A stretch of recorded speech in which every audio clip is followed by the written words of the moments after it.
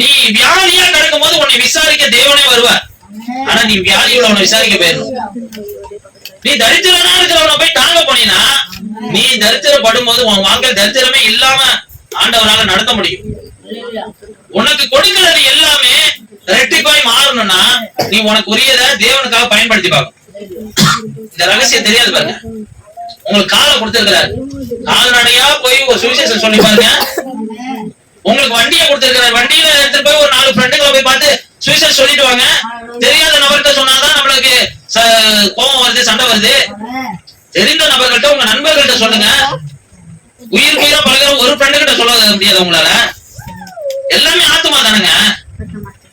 இந்த விலைய ஒரு பாவி மனம் திரும்பினா பரலோகமே சந்தோஷப்படுதான். ஒரே ஒரு பாவி மனம் திரும்பினா. இன்னைக்கு பிரதான பாவி யாரு தெரியுங்களா?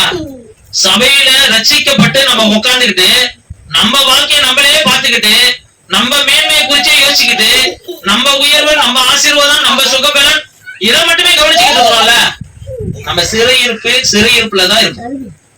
யோபு ஆவிக்குரிய மனுஷன் தான். அவன் சிறையிருப்பு எது வரைக்கும் மாறல? தன் சிநேகிதர்களுக்காக வேண்டுதல் செய்யற வரைக்கும் மாறவே இல்லை. அவன் 10 பிள்ளைங்களை இறந்துட்டான். இந்த சைடு பிள்ளைங்களை இறந்துட்டான், இந்த சைடு சொத்தை இறந்துட்டான், இந்த சைடு சரீர சுகபலன் ஆரோக்கியத்தை இறந்துட்டான், இந்த சைடு நண்பர்களை இறந்துட்டான், இந்த சைடு உறவுகளை இறந்துட்டான், இந்த சைடு தன்னுடைய செல்வ சீமானா இருந்தவன் ஒரு பிச்சைக்கார ரேஞ்சுக்கு வந்துட்டான். ஆனா அவனோட சிறையிருப்பு எப்ப மாறினதா வேதம் சொல்லுது?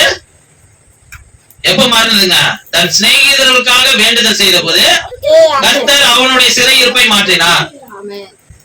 மற்றவர்களுக்காக நீ பிரயாசப்பட தேவன் நிமித்தமா, இயேசு நாம மகிமைக்காக நிமித்தமா இந்த பூமியில நீ செயல்படும் போது அது அப்படியே உங்களுக்கே ரெட்டிப்பான ஆசீர்வாதமா திரும்பி வருங்க. இந்த வேத ரகசியத்தை நீங்க புரிந்து கொள்ளுங்க. அல்லேலூயா.